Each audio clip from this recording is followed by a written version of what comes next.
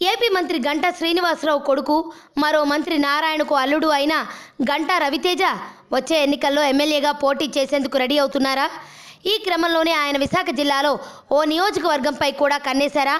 ఒకవేళ టీడీపీ నుంచి ఆయనకు ఎమ్మెల్యే సీటు రాకపోతే జనసేన నుంచి పోటీ చేసేందుకైనా ప్రణాళికలు రచించుకుంటున్నారా అంటే అవునన్న ఆన్సరే వినిపిస్తోంది. మంత్రి గంటా తనయుడు గంటా రవి జయదేవ్ సినిమాతో సినీ రంగంలోకి అరంగేట్రం చేసిన సంగతి తెలిసిందే.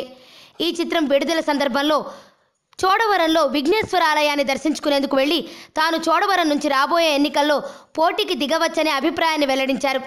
దైవదర్శనం అనంతరం మీడియాతో మాట్లాడిన రవితేజ వచ్చే ఎన్నికల్లో ఎమ్మెల్యేగా పోటీ చేస్తారా అని మీడియా మిత్రులు ప్రశ్నించారు. ఈ ప్రశ్నకు స్పందించిన రవితేజ తనకు చోడవరం అయితేనే ఇష్టమని, తన తండ్రి ఇక్కడి ఎమ్మెల్యేగా పనిచేసినప్పుడు ఈ ప్రాంతంతో తనకు మంచి అనుబంధం ఏర్పడిందన్నారు. ఇక పొలిటికల్ ఎంట్రీపై ఎలాంటి డెసిషన్ తీసుకోలేదని చెప్పిన రవితేజ ఒకవేళ ఎన్నికల్లో పోటీ చేయాల్సి వస్తే తాను చోడవరం నుంచే పోటీ చేస్తానని సంచలన ప్రకటన చేశారు. ఇప్పుడు రవితేజ చేసిన ప్రకటన ఆ నియోజకవర్గ రాజకీయాల్లో పెద్ద ప్రకంపనలకే దారితీసింది. దీనిపై స్పందించిన స్థానిక ఎమ్మెల్యే కేఎస్ఎన్ రాజు వచ్చే ఎన్నికల్లో తానే ఇక్కడి నుంచి పోటీ చేస్తానని మరో ప్రకటన చేయాల్సి వచ్చింది.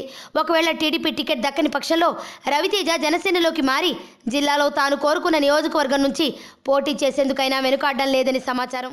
ఆరోగ్యవంతమైన జీవితం కోసం మనం పాటించాలి కొన్ని నియమాలని.